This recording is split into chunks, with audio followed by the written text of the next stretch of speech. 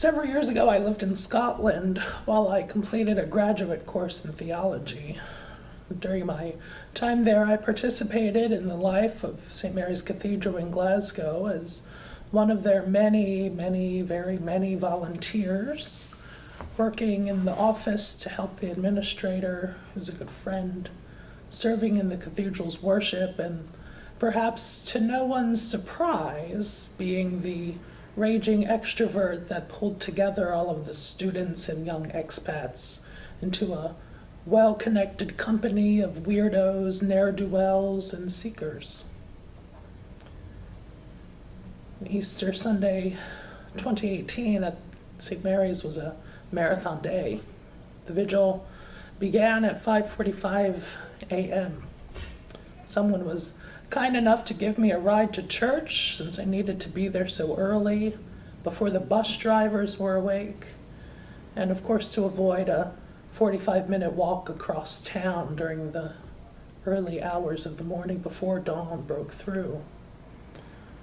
So I stood under the bridge that's under the Annie's Land ScotRail station with the macadam beneath me, feeling strangely solid and heavy. And Franny and Robert pulled up after a few minutes of waiting, and we trekked along that stretch of Great Western Road between Annie's Land and St. George's Cross, not passing a single car on either side of the road. The world was still asleep. But when we arrived, there was a buzz inside the cathedral.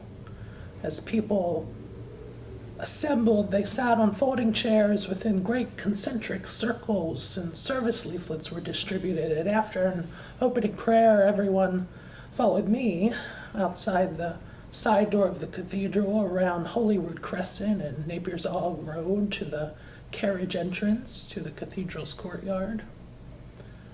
About 80 people followed in this pilgrim band, followed by a younger, skinnier, much skinnier me. And I love this position because I carried the not yet lit Paschal candle slung over my shoulder, this great behemoth of wax, 5 inches in diameter and over 5 feet tall.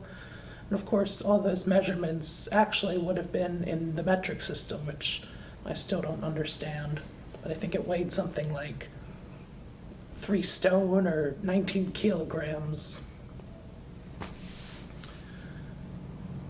The streets of Glasgow were still empty and dark as we made our silent parade. Only a few stray cats and the tinkering of someone depositing their glass recycling into the big green collection bin. And once we arrived at the courtyard, daylight had just pierced through the dark sky to reveal vibrant pink clouds and coral and red on either side, fading into that dark purple and blue of the twilight. The vice provost prayed and ignited the great fire of Easter. And somewhere within the fire, a small aluminum brazier began to smoke, and the potent, recognizable smell of roses and frankincense and myrrh filled the air, filled the street as a reminder of the spices that some ancient women carried to a dark tomb. As members of the choir took turns chanting the Exsultet, I stood next to the fire with the candle resting on my toe, as the people stretched out their little vigil candles to its glowing frame to spread that great Easter light. And folks processed, still following me, into the fellowship hall to sit in those large arcing circles to hear 6 stories of the salvation history of our people, accompanied by singing, a cappella, of course, and silent prayer. The hall was still dim. No light from outside yet touched the room, only the candles and the glow of the Paschal candle to help us read our bulletins.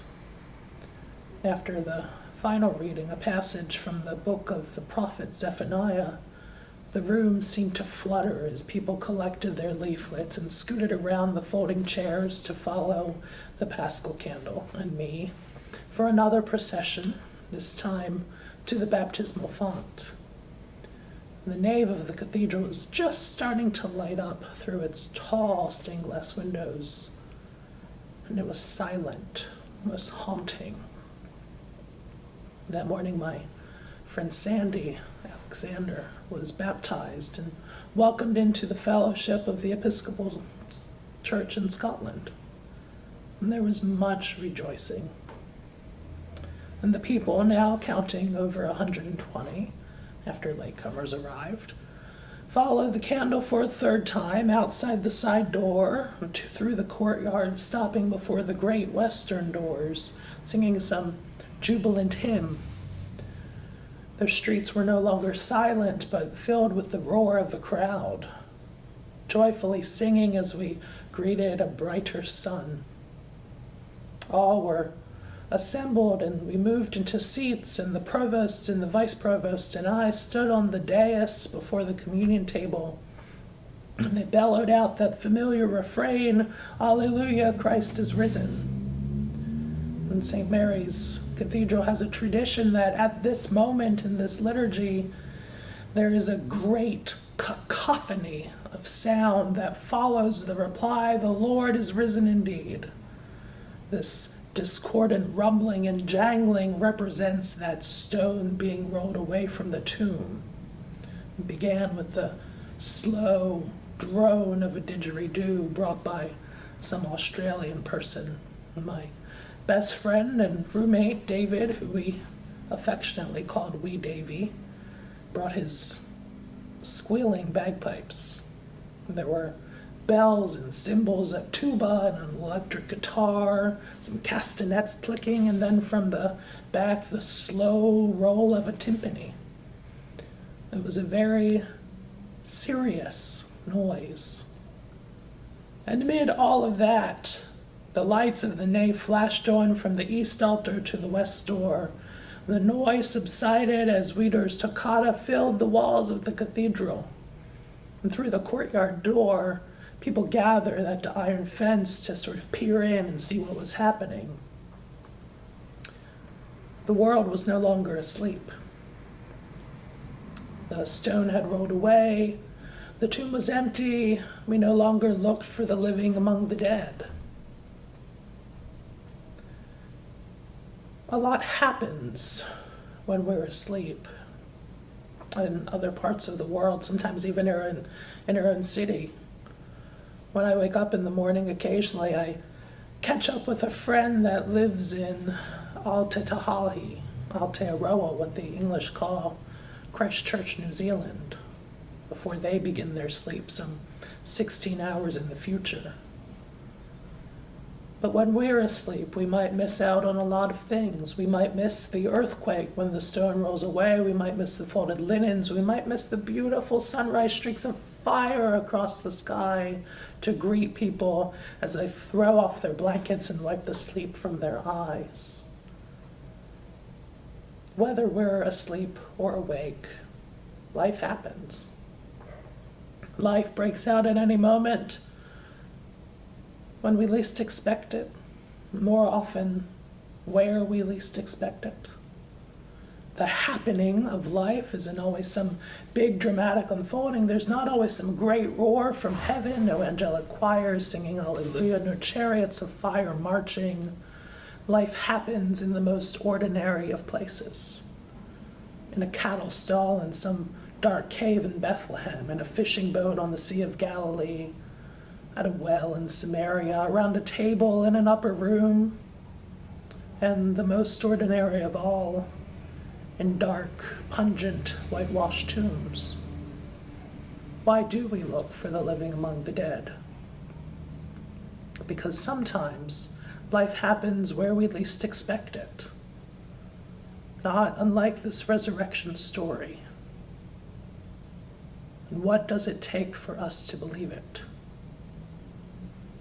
When the women tell the disciples and the others, it isn't some idle tale, but a prophetic and joyful reminder that there is love as vast as the ocean, that there is love that is thoroughly unstoppable, that there is love in the dark, quiet streets, even when everyone else is asleep, that there is love in our eyes when we arise and in our hearts when we rest. All of this love is the unstoppable love of Jesus Christ, the love of God, a love that didn't start at the Protestant Reformation or the Great Schism or the calling of Israel, but it's a love that has existed before all things, before AI and electric cars, before sliced bread and Betty White, before cats, recycling, before Weedor and didgeridoos, before the transatlantic slave trade, before the Roman Empire and the Greek Empire and the Egyptian Empire, before incense, before fire, before snakes and elephants and dinosaurs, before sunrises, before time itself, before light.